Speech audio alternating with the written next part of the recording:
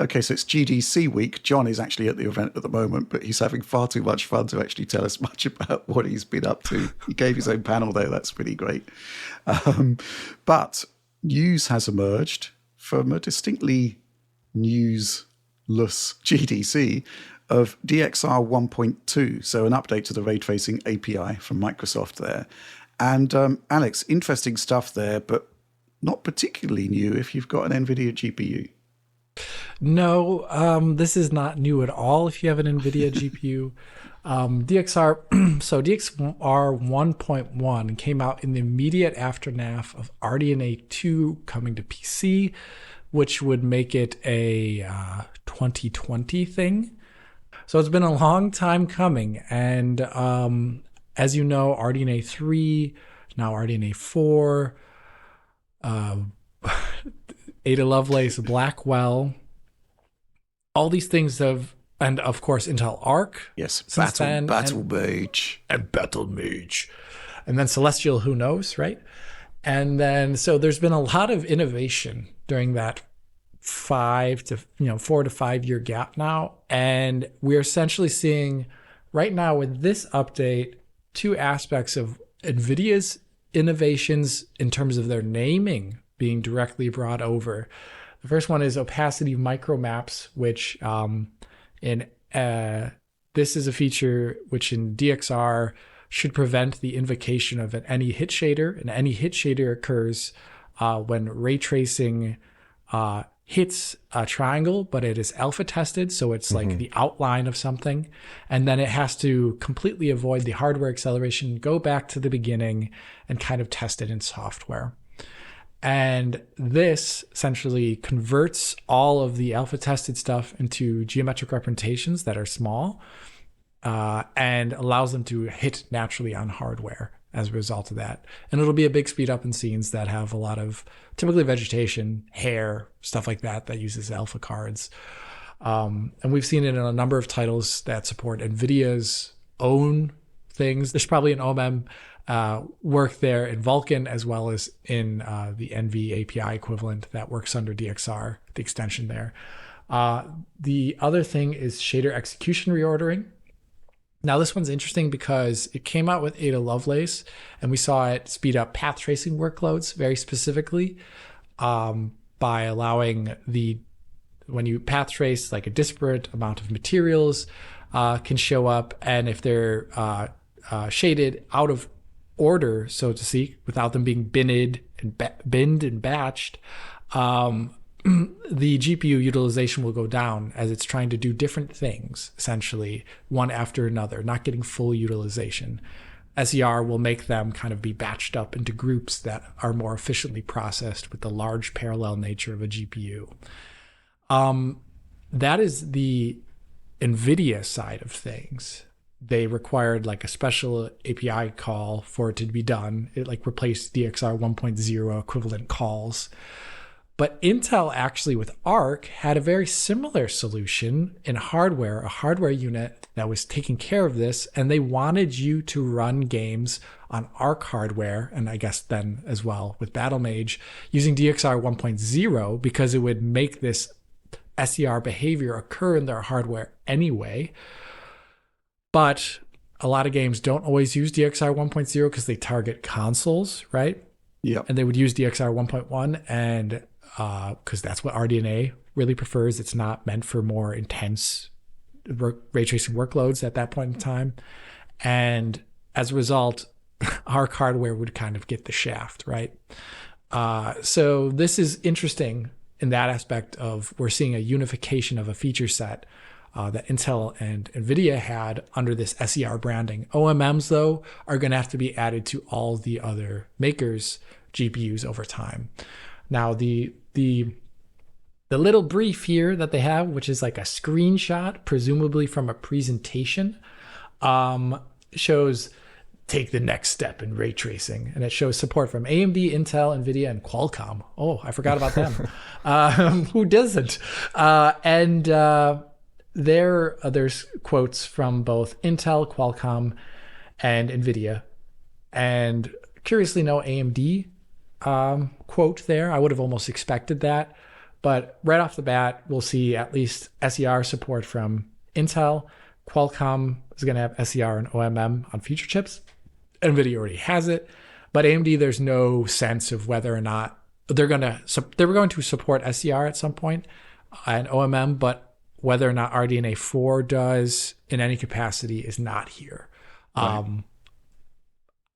I kind of doubt it would almost, but it would be great if it did. So I would really like that. I want to say one last thing is that I complain a lot about Microsoft being really slow with the DirectX, and I've complained about them being slow with DXR. And I think this is still a little slow, and it's a little bit because Blackwell now just came out with stuff like linear swept spheres, mega geometry. They had their motion blur testing advancement thing that they brought in there with Ampere. There's obviously things on the Intel side that they are probably doing too. And, I feel like that when they bring in these large features, they kind of don't map them well towards the future, towards like more speculative uses of the hardware. And kind of like DX back in the day would like demand something and then hardware would catch up. And there's a little bit less of that now. It seems like everyone's kind of it's like kind of like picking up the pieces after the innovation's already done. Right. And I would really like Microsoft to be even more innovative than this. Yeah, you would expect that there would actually be partnerships to produce these features across the board with all vendors at the same time. But it does seem to be the case that pretty much since 2018, NVIDIA has been delivering the key advances in rendering at least. And everybody catches up years later. So I'm assuming, Alex, that the AMD and the Intel and Qualcomm chips will need to have bespoke hardware to get at those features, right? They can't be retroactively supported on existing GPUs. For OMMs, yes. SER, like I said, Intel is fine there for the moment, but AMD, there's no quote here. I presume it's the case. Qualcomm says that at least.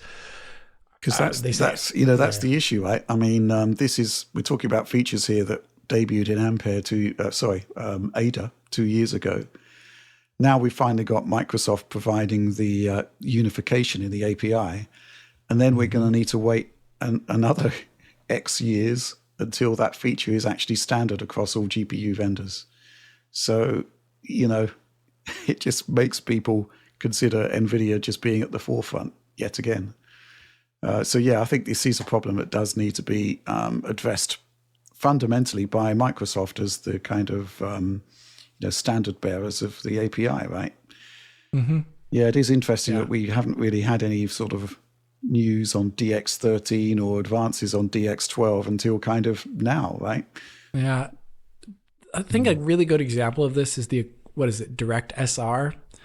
It's kind of, like Streamline came out. That's NVIDIA's push for that. And it's fine, I guess, if AMD or Intel don't support it completely. NVIDIA is not always the most trustworthy partner in this space. So I get that. But DirectSR is like the equivalent of Streamline built into Windows and DirectX. But it's not, I don't think any games used it yet. And it's also not forward-looking. It's only covering image reconstruction. And as we've seen, FrameGen has exploded. Ray reconstruction has exploded on a smaller scale, but AMD is already looking to support it. And if that DirectSR API included optional inputs, kind of like NVIDIA does with DLSS, you can put in optional inputs that they just say like throw in all these things and maybe they'll work in future versions of DLSS, get better quality then. If they'd done that with DirectSR instead of being so like lower spec and more constrained, then it would be more future compatible from the get-go, right? Yeah. And these are things that they just don't do. And it's no wonder no one wants to adopt it then, almost. Like I've never You look at any of the titles, look at that come out that support DLSS and FSR. If you go into them and look at their file structure, you'll see Streamline in there every single time almost. So it's like, yeah, a little bit late there. Maybe a little bit late here. Okay. Any thoughts, Oliver? Yeah.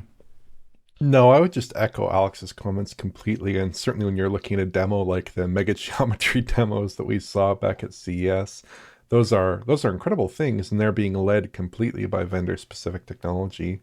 And it does seem to be the case that if Microsoft is going to integrate these technologies into DirectX, into DXR, they need to do so in a manner that is a little bit less lagging than they have been doing so far, or else we'll just have a future that's dominated by vendor-specific technologies without any kind of cross-vendor standardization that would be so helpful, I'm sure, for graphics development on PC. Yeah. I mean, super resolution, ray reconstruction. There's a direction of travel that's being established by one company, frame generation. Yeah. And Microsoft, as I said, as the standard bearer of the API, they've got to be a bit more responsive to that.